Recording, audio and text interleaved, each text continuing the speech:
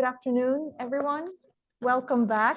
I hope you had a good, refreshing coffee break and are all energized for the last session.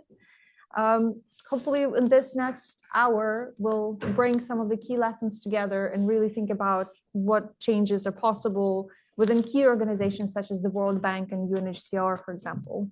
So we will hear from Andrew Harper from UNHCR. We'll hear from Maimouna Tham from the World Bank, who will be joining us online. And lastly, we will hear from Professor Adnan Khan, who has been both practitioner and researcher. This morning, we started with kind of deep personal reflections from Palestine and also from Afghanistan on what it's like to manage the crises and the type of support governments really need from aid sector. So greater coordination, also empowerment of self-reliance, building domestic revenue capacities, and so forth. Then we moved on to discuss how current dynamics play out in education, health, and social protection, seeing so many similarities across the sectors and also some unique challenges. And then we moved on to solutions in the last session, talking about strength of domestically led intermediaries, private sector, as well as the need to pool remaining aid funding and also continue building domestic revenue capacities. So within all of that, there was a lot of reference to UN sector actors, and they're under immense stress and strain due to aid cuts, as well as calls for kind of localization from global South actors. So I'm going to turn first to Andrew, who has worked. He's currently the special advisor on climate action to the to UNHCR, and so you're going to have a lot of influence of what UNHCR response to climate emergency is going to be like going forward. And as we know, there's so much overlap between conflict and climate crises. In his previous role, Andrew was responsible for leading and coordinating the international response to the Syrian refugee crisis in Jordan. And this included the establishment of 2 major refugee camps. Previous to that, Andrew also worked in Iraq and Libya. So really bringing a wealth of kind of on-the-ground expertise. So Andrew, given the aid cuts, how have operations of UNHCR already changed?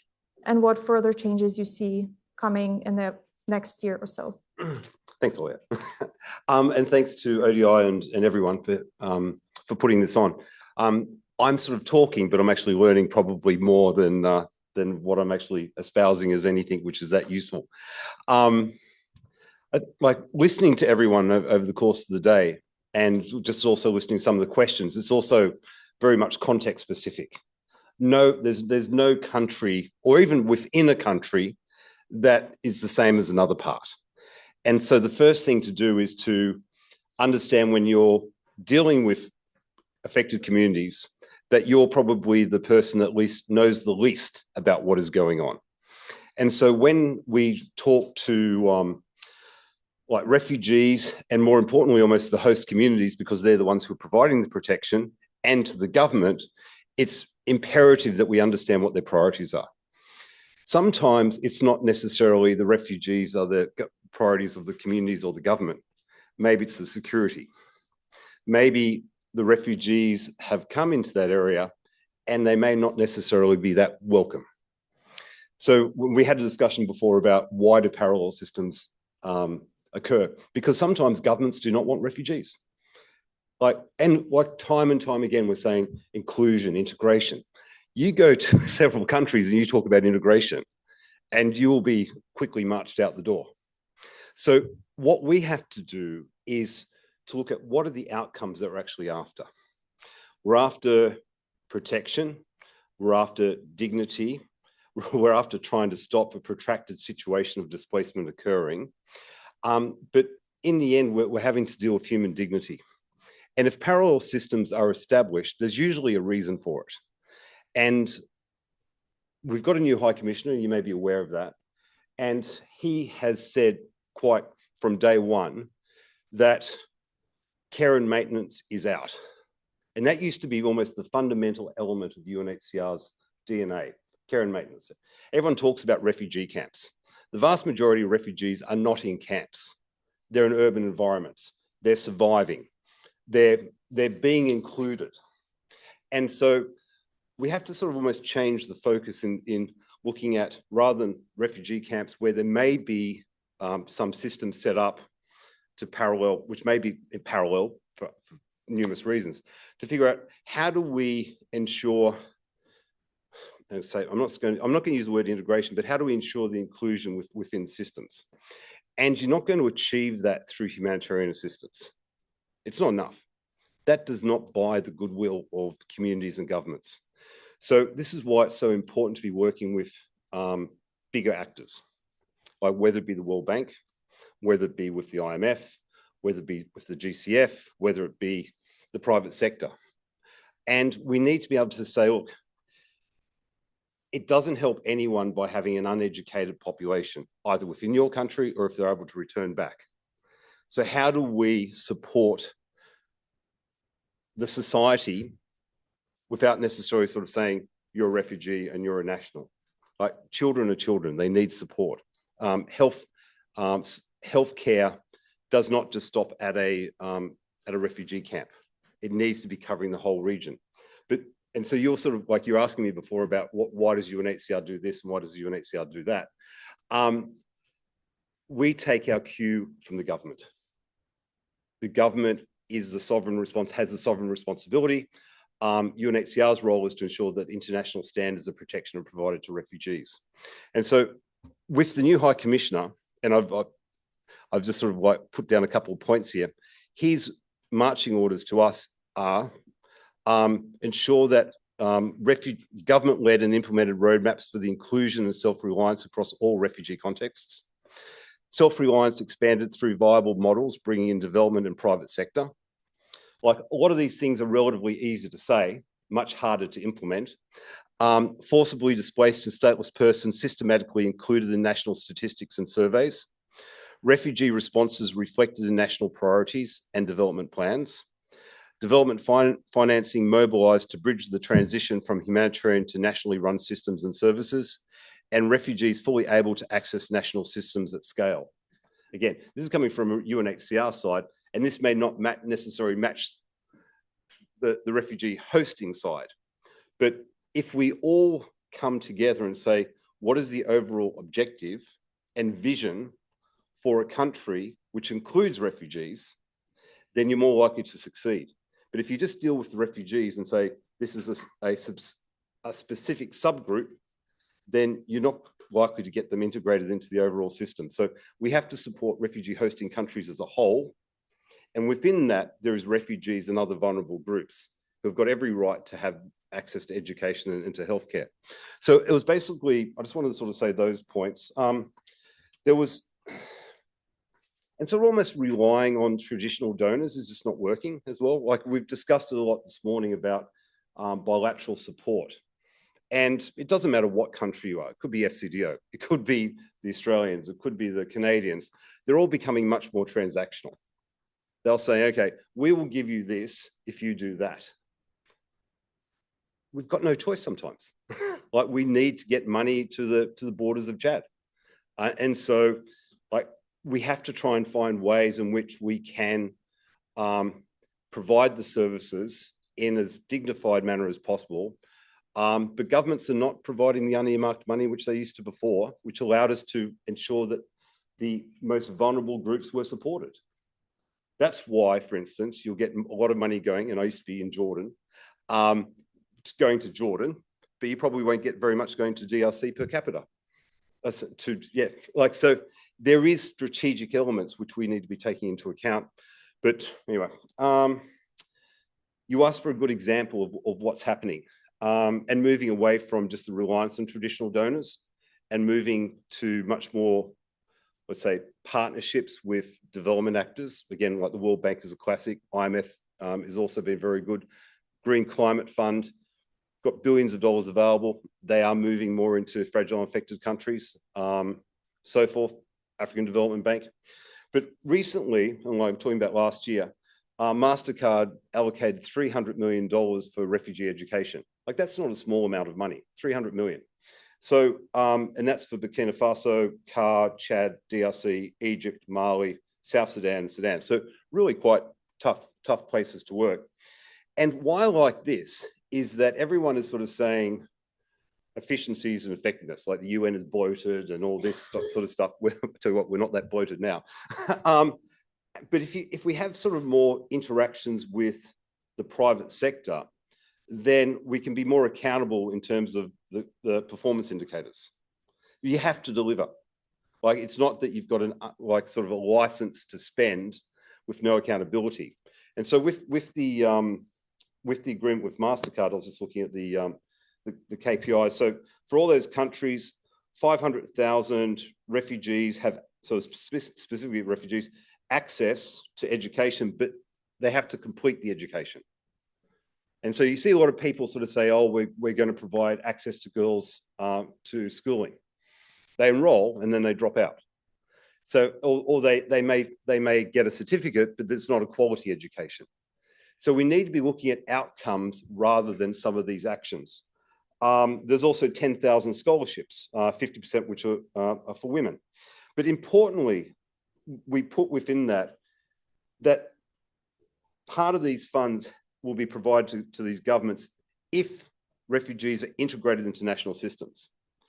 And this is where you're starting to be sort of like a bit, I don't want to say paternalistic, but you're saying, well, we're not going to keep providing support to parallel systems. You have to integrate them. And not only that as well, curriculum alignment, so that you make sure that what the refugees are being taught matches what the national systems included. Also teacher support, and we discussed this as well. Like, I've gone to so many countries where a major donor has built schools, had a whole fanfare for opening, ribbons being cut, prime ministers attending, foreign press there. After 6 months, they're locked because there's no money for the teachers. So that's where it's sort of more focused on like an activity rather than what is the outcome. The outcome has to be education, quality education, and then making sure that education also learn to earnings. And I think one of the things which I was going to, UNHCR does not deal with Palestinians, by the way, but I like just in the discussion this morning with the representative from the Ministry of Education, he's absolutely right. They've got some of the most educated, highest ranking education systems in the world up until what's obviously happened, but you need to have education linked to earnings. There needs to be that pathway. And again, this is not something which UNHCR is going to do. Like, you need to have education, you need to have that security, and then you need to have that engagement with the private sector. UN, NGOs, development partners are not going to create jobs to the level that's required. You need to have the private sector involved in these areas. And another thing which we're focused on, because you were asking about what's going to make a difference, is the refugees themselves are often under-merited, under-acknowledged, they're almost seen as a bystander. Whereas if you don't involve the people that have been affected, like, what are you doing? So there's been a specific push by UNHCR and our partners in terms of supporting refugee-led organisations. But having them attend a meeting is not sufficient. That's just being patronising again. Like, it's just tokenistic. Like, you need to be able to provide them with support. And probably one of the best projects that we've been doing probably over the last few years is supporting refugee innovation projects. Not very much, but if you've got nothing and you have to survive, you find ways of surviving and thriving. And you often have to sort of my best data and IT people were Syrians, because they knew how to break into everything. so I had to try and find the QR, figure out what the QR code was on the Syrian passport and how to sort of change that. Get the Syrians to do it. Look at biometrics. It cost $10-20 million to set up a biometric system using Western companies. So it's basically just giving refugees and communities the opportunity to thrive. And you're sort of saying, look, like, what parallel systems? Hell no, just get the freaking out of the way. But you need money. You can't, at the same time, I'm sort of saying, look, like, get out of the way. Getting out of the way and creating a vacuum is not enough. You need to get that support in there. And that's why I think it's also critically important that, and we are, I think, focusing a lot now on how we move away from the traditional systems. But don't get me wrong, you can't maintain the current system without sort of having more money coming on board. But if you talk to the Gulf states, for instance, like they've got a particular way of working, but it's not, that way of working is not something which we can say, we're not going to go down that way. We have to find what is their strategic engagement. What's the strategic engagement of the UAE in Syria or Sudan or South Sudan or Yemen or Iraq? So how do we sort of have much more of a strategic understanding? We have to be much smarter about how we work, but putting the affected communities at the center and working back and then making sure that whatever is decided fits the government's priorities. Thank you, Andrew. Thank you so much. I hear that, you know, no actor can do it alone. We need to really leverage the private sector, new donors, and everyone who's willing to kind of get in and respond. And also these tensions between principles of neutrality, but also the reality of we need to coordinate with governments when trying to access refugees and provide. They have to lead. Yeah. Because and there was another, just to demonstrate I was listening, because if you lead, you have that ownership. Yes. And like in many countries, which are very fragile, and I'll throw back to Syria again, you have to reinforce that ownership. We cannot afford for Syria to fail. Yes. And there's many Syrian refugees and affected people in the audience today. Thank you so much. Thank you so much. We'll come back with questions from myself and from the audience. Another key player, which has been mentioned numerously in each panel, is the World Bank. As we discussed, it's increasingly the largest funder to education and health and fragile contexts. And we are very honored to have joining us online Maimouna Fam, who is the operations manager at the Fragile Conflict and Violence, or FCV Group department. She's overseeing West and Central Africa, East and Southern Africa, and Middle East and Northern Africa regions. Previously, she's worked a lot on trying to recalibrate banks' financed operations to really align the instruments with the realities of fragile and conflict countries.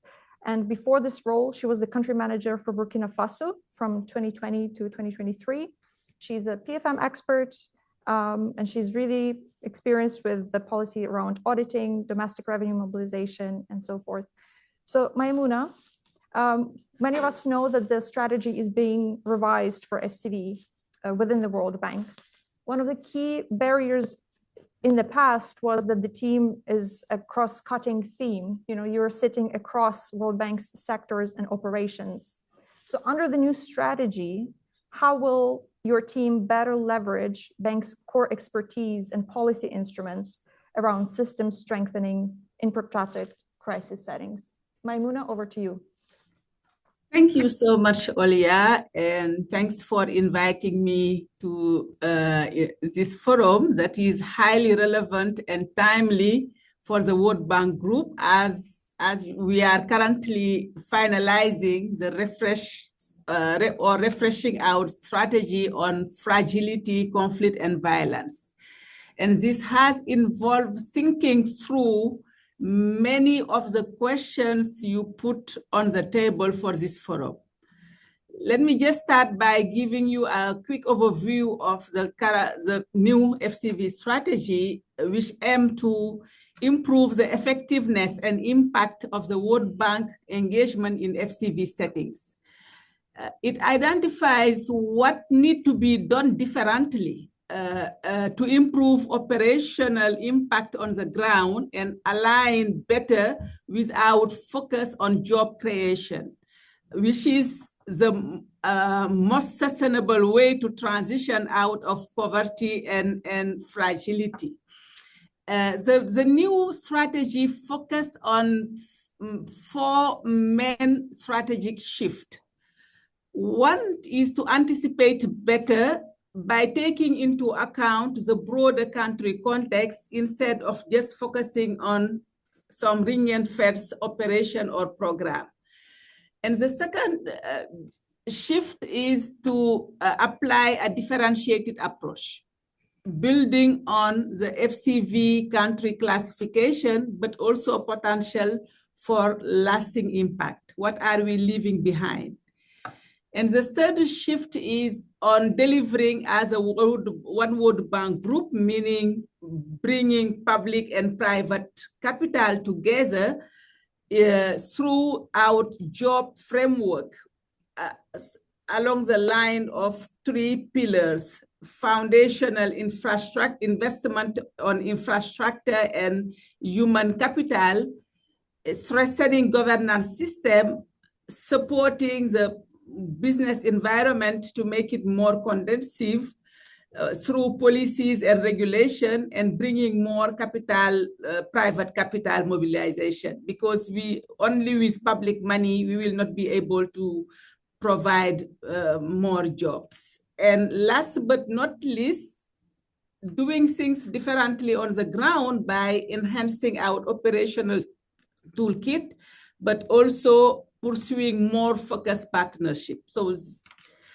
how are we going to strengthen country systems in protracting crisis settings? By working with institutionally sustainable local delivery platform. In countries in crisis where we cannot work through government, we will remain engaged and identify pathway to deliver with the potential to last. For example, in Afghanistan national-wide health program, financing was routed through an intermediary, but service delivery continued through the same contracted local and international providers operating the pre-existing public network, allowing the delivery platform to remain intact. So we will work with partners to protect development gains and provide basic service deliveries through local platform, maintain local institution and community infrastructure, and support domestic private sector as a primary source of job. We are not implementing programs. The difference between the World Bank and UN and other partners, the government are supposed to implement programs. So it will require on our side, if we are dealing with countries without government, to rely on third party that have established presence and capacity on the ground. And as part of the new FCV strategy, a knowledge compendium will be made public as a resource available to external partners. It will mainly focus on institutional development and governance. For instance, providing more capacity building to local institutions in a more sustainable manner, being much more effective in managing public resources, and also sound public financial management. Providing also justice as equitable and inclusive access to basic services, and strengthen state presence in the decentralized or undeserved regions to build or restore the social contract. So the knowledge compendium will also highlight private sector development, which is key for job creation in FCV context. All in all, strengthening local platform in countries where we cannot work directly through government is how we will try to sustain more capacity on the ground. Thank you. Thank you very much, Maimouna. Our last speaker is Professor Adnan Khan, who's a professor of practice at the School of Public Policy at LSE. Prior to this, Professor Khan was the chief economist to the Foreign Commonwealth and Development Office of the UK. So he's bringing more than 15 years of experience in the policy world, and also more than 10 years of experience from the research world. Back in 2018, you co-authored an important flagship report on the state of fragility, where you talked in depth about some of the themes that emerge today, such as need to use aid to build domestic capacities, importance of jobs, and so forth. So looking back to when you were writing that report to 2018 and now, what have been great successes and improvements in how aid is channeled to fragile states? And what are the areas that still need work and should be prioritized by bilateral, multilateral donors in this next stage? Thank you. Thank you for inviting me. And I was here most of the day, and I very much agree with the discussion, thrust of the discussions here today. And thank you also for putting a photo from my younger age. As my colleague Nader said, it was designed to evoke a positive comment from you. It will not. So 8 years ago, as you mentioned, like we drafted the report on Fragile States Commission, where we emphasized the themes of capacity building and dealing with fragility, escaping the fragility trap, as we said. Basically, it depends on the agency of the actors in fragile states themselves, giving them this opportunity, and also the importance of patient long-term capacity, locally led capacity development. We also found that the international response was not fit for purpose for all kinds of reasons that I can go to. Has anything changed over time? Some things have, and you see like all agencies and the discourse has changed. Fragility in many cases has been either internalized, has become part of the discourse. Each of the international actors has a fragility strategy. But is it enough? Is it still fit for the purpose? I don't think so. So it's not just the aid levels have gone down. More important, so financing is important, but we also know that financing can also be part of the problem, not the solution. It's more that the political salience and the importance of development and aid has gone down. So which makes global cooperation on very difficult on development and many other things. We also know because of geopolitics and other things has made it, and most of the discussions on global cooperation very transactional, makes it harder. However, I'll not go on and on those things. I think we have discussed these today, and we all know I agree with the thrust of the discussions. The key question is, why is it so hard to align aid with local priorities, and why has progress been so slow? And what can be done about it? So I don't have any suggestions, so not a recipe, but I'll share my thoughts and three thoughts. One, I do think that there are enough parts of the international system that are responsive, that are supportive, and we need to engage with them constructively, positively, to maximize the impact of the work that they're doing. So even in times like these, even in donor agencies, like where many of the donor agencies are trying to align them with the current priorities, picking out words which do not align with the current political leadership in many countries or others.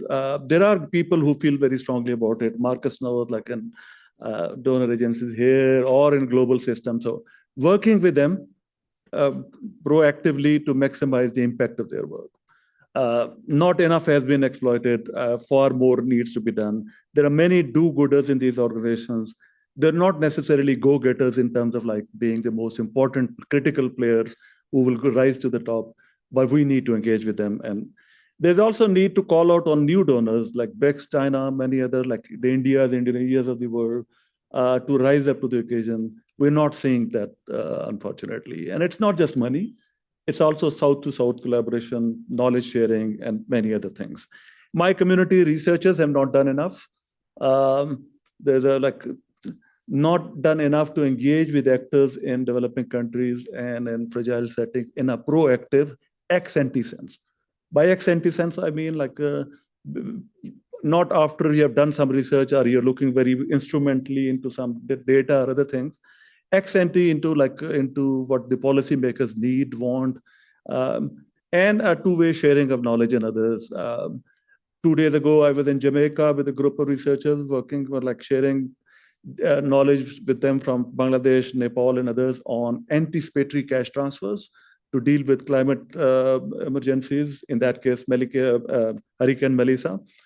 And as you can already see, we were doing it ex post after the hurricane had happened. So far more of these engagements need to happen ex ante rather than ex post.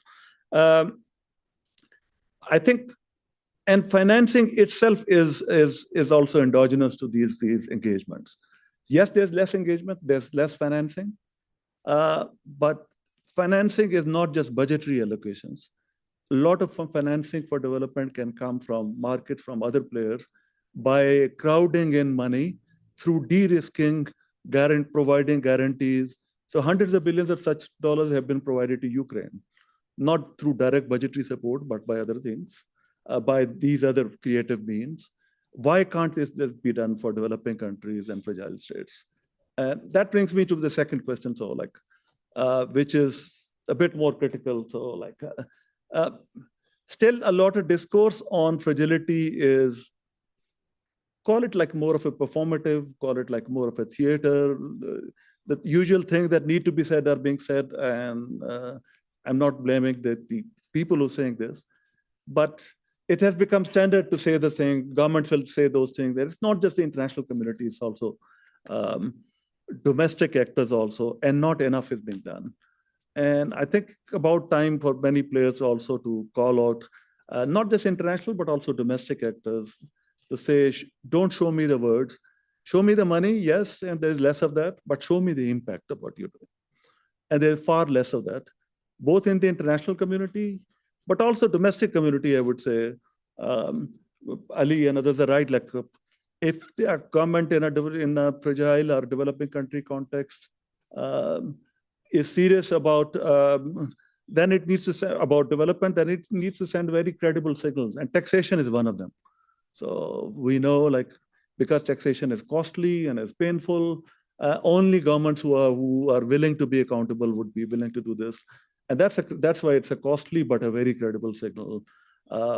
We know, like from the work of Tim Besley and others, that states that have engaged in and are genuinely support domestic capacity building also go build fiscal capacity and go through these painful routes. My own research also shows that clearly. And these days, like, different forms of fragility are also overlapping with each other in ways which are making it more difficult. I saw it firsthand in Chad, Niger, and other, like, especially in Sahel, where like all of those different forms are coming together. My own maternal village got completely destroyed. 97% of the houses got destroyed because of climate change induced flash floods. So these risks, if anything, are like becoming even more. I think the argument is like to call out all the players, including my community. The research community has not done enough in terms of those engagements, but also to call out in a way which is helpful and constructive, and but also to work with players. It's not just government, but also, say, in this country, the International Development Committee and other forms, the parliament and others, find players who are like who will then engage with governments and donors and international system to put pressure on them. And same in domestic communities. Last, I would say, is working directly with policy actors in fragile setting is the most powerful and the most satisfying, for me also at least, way of engaging with fragility. They may not have the money, but they have the agency and the desire and the stakes that far more than anyone else. And the international community can support, but at least do no harm should be the principle. So, like, we know, like, international community imposes huge transaction costs on them. So the bank and the fund also. So in my first life, I used to work in the Ministry of Finance. So just the amount of time that we dealt with the international system could far have been better spent on domestic priorities. So Martin Revellian wrote a paper about this, about how the cost of just engaging with international actors and how that sucks the best energy, effort, talent away from domestic priorities. So both because of having the stakes, but also like that's where the action is. But also working with domestic actors will also help them empower them, enable them to work more creatively, more effectively, put more pressure on the international system also to work more in the interest of local actors. Last thing that I'll say is, in environments where the political economy is more conducive to growth and development, That means enabling and working with those actors to take actions which can support growth and development and stabilization. But in an environment where they are not conducive, as there are many in fragility and conflict-affected states, working on long-term drivers of fragility, exactly through education, health, through civil society, through other actors. Direct cash transfers to women in Afghanistan have had a big impact in increasing education and other things. Same in other places where such actions could have an effect, and in the longer run, like help build more be drivers towards building local capacity. Let me stop. Thank you so much. We're going to open up to questions. There's a wealth of knowledge in the audience. Like with the previous sections, I think we'll go through here and then, yes, Professor Khaled. Thank you. My name is Fouad Fouad. I'm professor at Liverpool School of Tropical Medicine and American University of Beirut. I worked in the last 15 years on migration and health, specifically on Syrian and Palestinian refugees in Middle East. So my question to you, Mr. Harber, about the issue of, I should admit that at the beginning, the issue of integrating refugees in the host communities was something that I advocated a lot. And then I admitted that, the parallel system could be a solution, and that could address many, many needs for the refugees. So my question about how you think about this sort of lifelong refuge, when talking about Palestinians more than, 7 decades, Sahrawi refugees in Algeria, more than 5 decades, and so on, So do you think that only money, can address, this parallel system that could help those people, or something different also, like the legal situation, legal recognition, and how that could be addressed in such sort of protractedness? And then if you allow me, just a question also to Professor Khan, the issue of fragile state, I think this is, definitely something important to address. But what do you think about the other type of fragility, which is what could be called limited statehood, where there's like a mix of state and non-state controlled areas and actors? And, Myanmar is an example, Syria is an example, Somalia. And so we have several examples of the world, which is quite different from being central, fragile, comparing or versus being like a not recognized non-state entities. Thank you. There's a question right there. Yeah, thank you. Hi, good afternoon, everyone. I'm Sini Maria from World Vision International, and I would have a question to Maimouna regarding the FCV strategy. So I'd like to congratulate the bank, first of all, on the ongoing consultations on the FCV strategy, and we welcome the commitment to remain engaged in the crisis. I'd be keen to hear from you how the new strategy will actually focus on the most vulnerable groups, including children, young people, women, displaced communities, and especially those in harder to reach areas.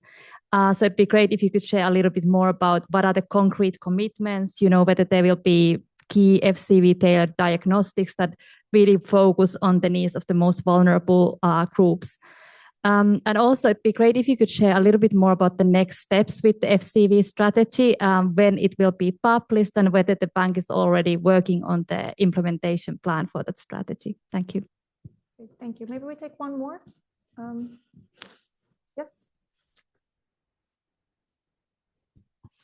Andrew, my question was for you.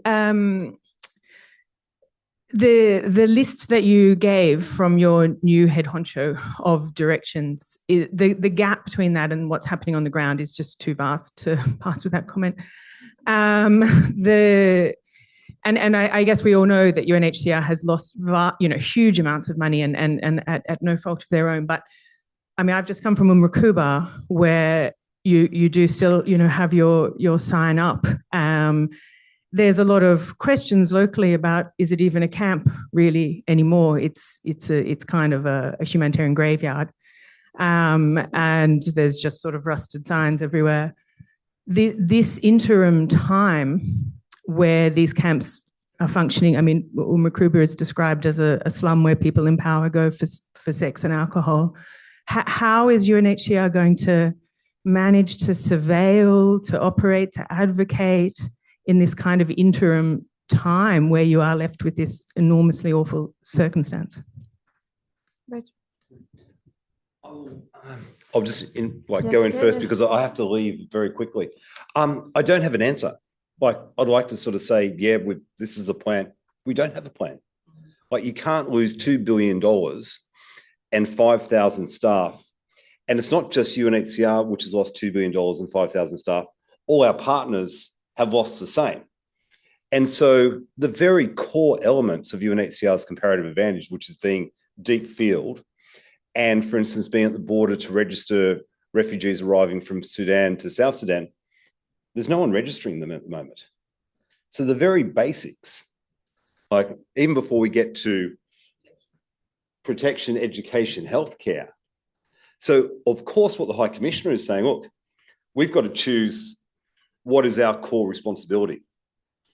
And that is the protection, making sure governments provide access to those people in need. And we have to, so it's like there's a huge separation, but what the High Commissioner is saying is actually spot on. That's right. Yeah. The second part, which is to say that in a place like Sudan, the Yeah. government's not going to come. No, but this is where the whole question, the whole original question that I had coming in here was why does UNHCR have parallel systems? There's going to be no system at the moment. And so then if governments like FCDO and others are worried about insecurity and population movements, just wait. There is I took up the head of FCV in the African Development Bank to the border of Ethiopia, was it in Somalia? Anyway, whatever. And they hadn't been into these areas before. And we had 2 offices there. We've had to close them. It doesn't mean the refugees leave. They're still going to be there.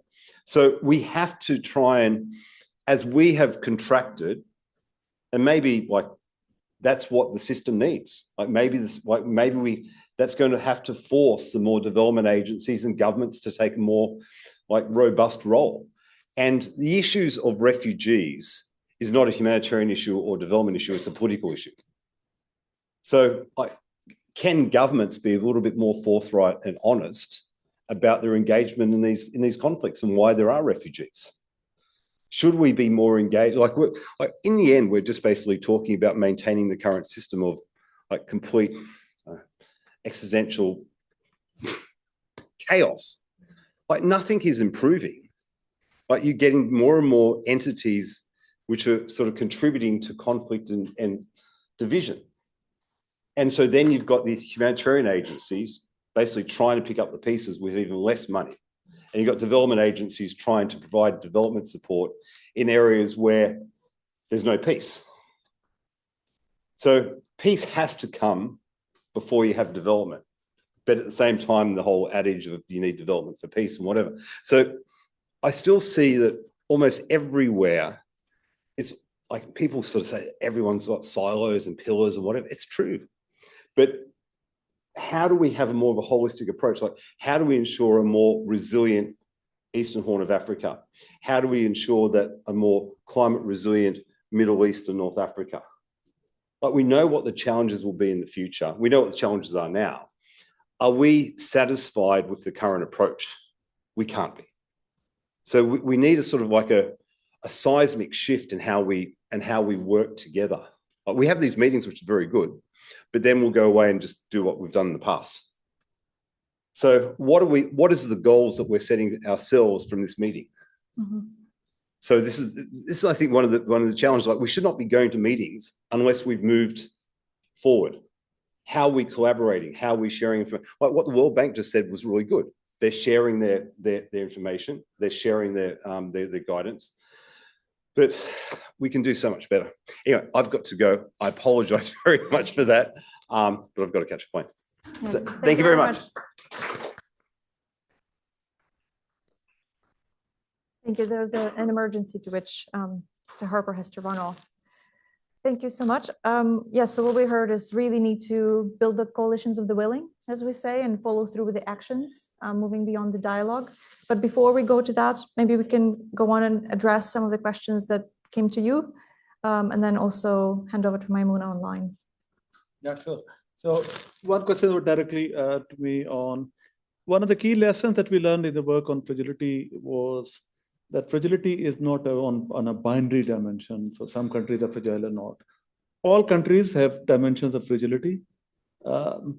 And even developed countries have elements of fragility along different dimensions, economy, polarization. So we see a lot of polarization in these countries, security. And it's the degree to which the level of those is higher in some countries that marks them slightly differently. And it's very hard for us to predict. The other lesson was also, so Syria and Myanmar were not on any list. So there's a lot of randomness also in these things. And which of those probabilities or which of those dimensions of fragility are called out in a particular period. Which also means that there's no single root cause to fragility. If we have to deal with fragility, we have to deal with more of a symptom or as a complex challenge, where dealing with one side of it, whether it's the legitimacy of the government, whether it's the provision of jobs and livelihoods, and one deep root is polarization, a lack of a shared sense of common purpose in many countries, which does provide, call it like more of an enabling condition for fragility, which also means that if we have to address that, then that's one of the first starting points is.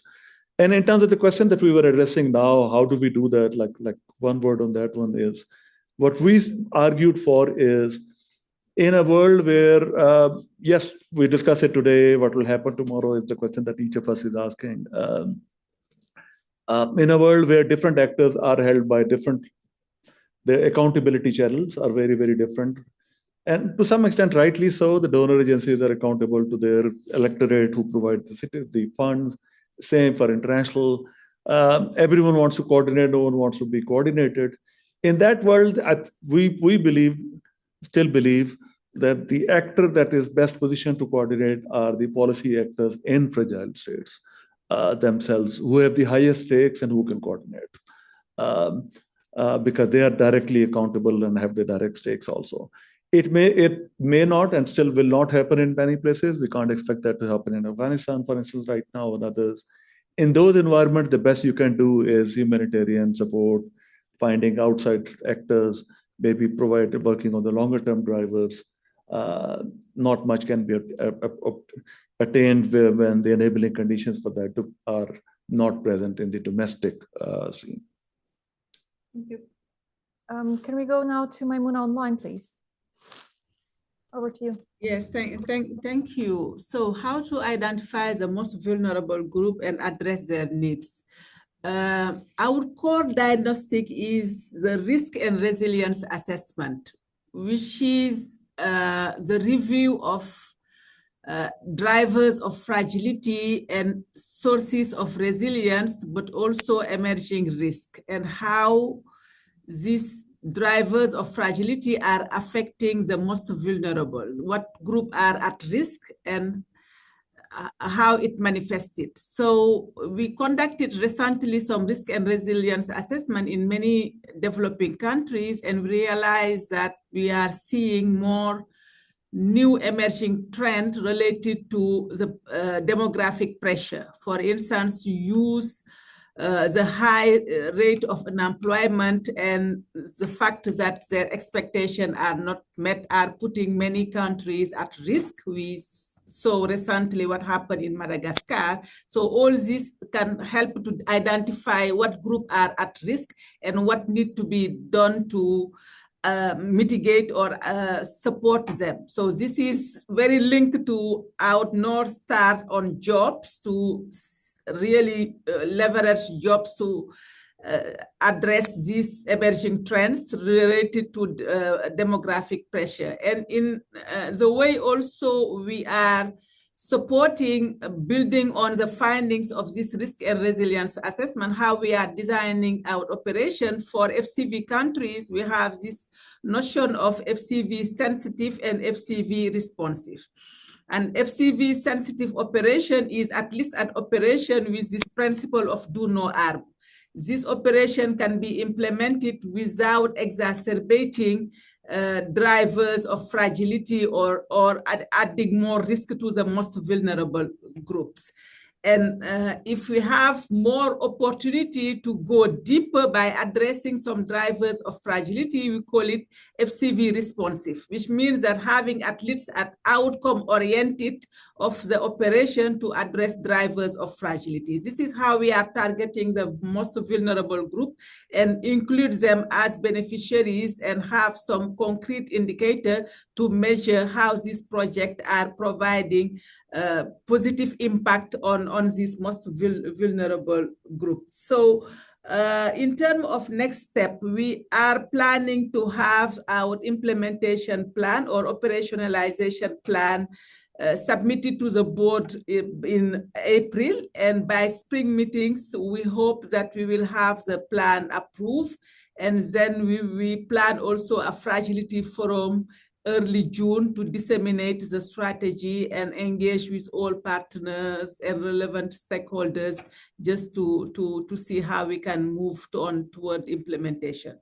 Thanks. Great, thank you, Maimouna. Are there more questions in the audience? I saw there were a few in the back of the room.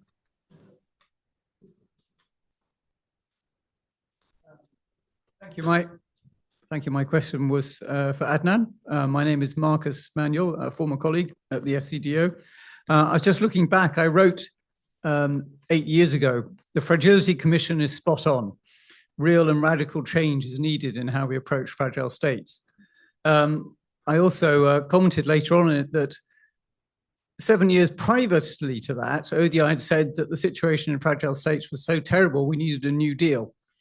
And that was the genesis of the idea of the New Deal, which is referenced as well. So I just wanted to put to you two questions. I just wonder, are these the research questions that come out today? One, do we need to think much more politically why what we've been saying for the last 15 years collectively has not led to any significant change in what we're doing? We're supposed to be very good at thinking politically, and I just think maybe we ought to take that on board.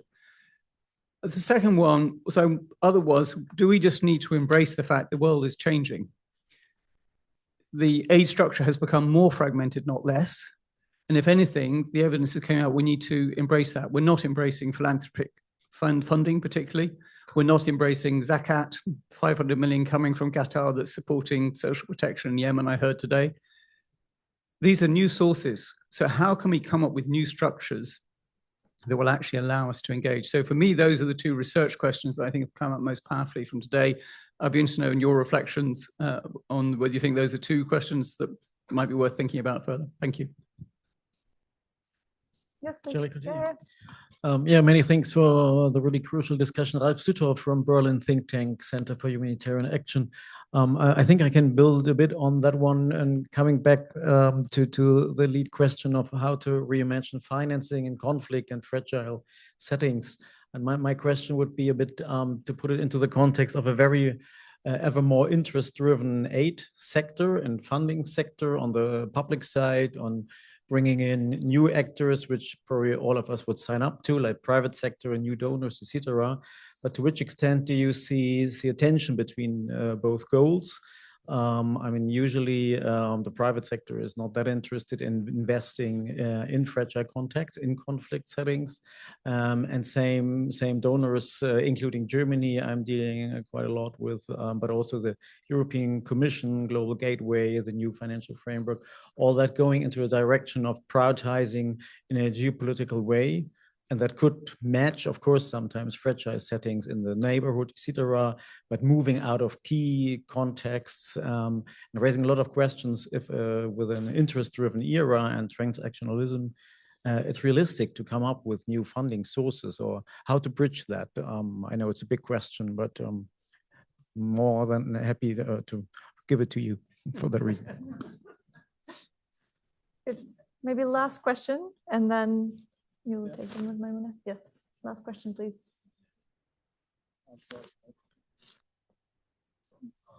Thank you. I really like it. It's a bit, I know, depressing insights of the session, but it's very interesting that we came to realization that there was a lot of high expectations from the aid movement, especially when it comes to taxpayers, that some money will be injected for some time, but then it will graduate self-sustaining, robust systems, right?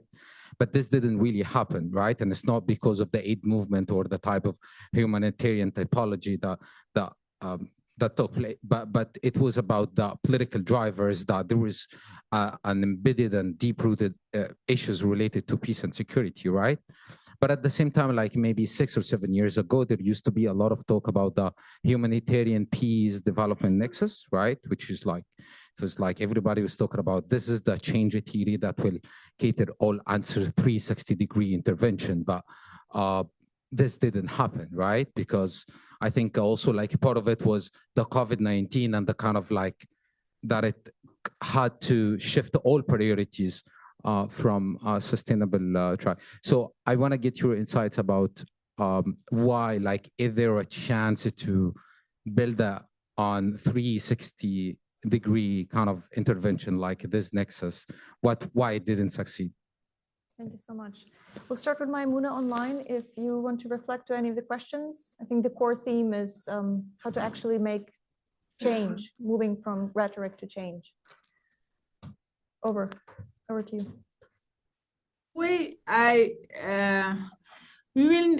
Let me start by saying we put a lot of emphasis on financing, but financing alone is not enough. We need to recognize that the justice, security, and political stability are 3 key prerequisites that could help sustain development and bring peace and prosperity. So this is, we need to address this or engage in this FCV settings with a lot of humility, recognizing that development enough or financing enough will not really solve all problems in these FCV settings. Having said that, it's also important to recognize that the coordination or the fact that the political commitment is something critical to really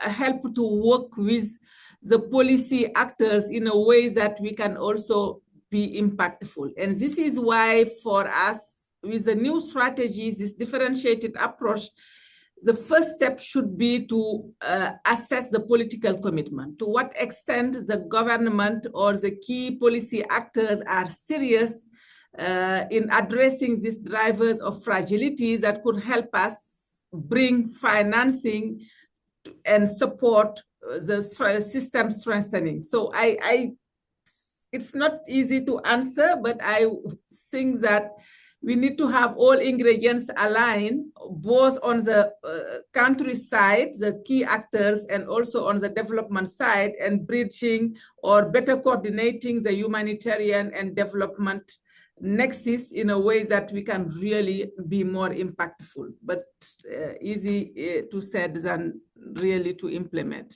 Over. Thank you so much. Professor Kun? Yeah, sure. So these are excellent questions that I'll do absolutely no justice to in the 10 seconds that I take a few minutes. So I think one answer to like common thread to these questions is like the normative or ethical argument alone for dealing with fragility or conflict is not sufficient. It is a powerful argument, but that alone is not sufficient. So I think we also have to make the enlightened self-interest argument that it is in the interest of, and again, these are excellent research questions also. But also like not just making the argument, but like having the evidence to show this in ways, enablers that in ways make it possible for other actors, including the private sector and other actors, to come in and invest. So I'll end up with one example. So as we all know, global population is peaking, and in a few decades, it will start declining because of current trends in declining fertility rates and others. And in 100 years or so, like we'll be left with a few billion, estimates vary, 3 billion, whatever. Where is the talent going to come from that will save the world? And much of that is going to come from Africa and a few parts of Asia if the current fertility rates are any guide. What are we doing to make that talent get realized and not just be a labor, but also to have the talent, the human capital investment that is needed? And again, like markets are not complete. We know there are market failures, there are government failures that do not allow, no government have the resources to be able to do that. Fragility is a big barrier. But again, having the enabling conditions, de-risking, leveraging, governments playing the global public goods that enable other actors, social impact funds, private sector players also to invest in this, because then it'll make a purely commercial case for them also to be investing in that talent, is perhaps the way to go. But that also means making upfront investments and investing in those global public goods that enable the private sector and other players to come in. That requires a lot of creative thinking. That also is maybe partly also a research question, but most importantly, it's also a policy question, because in the current environment, despite having players, for instance, Andrew Mitchell and other players, who are deeply committed to longer term development, unless the political environment is like supportive of that, it wouldn't happen. Thank you. Thank you so much, Professor. Thank you, Maimouna online. And on this, we're going to wrap up our last session for the day. And I'm going to hand over the microphone to our Director of Humanitarian Policy Group, Freddie Carver. Freddie, please welcome. Yeah.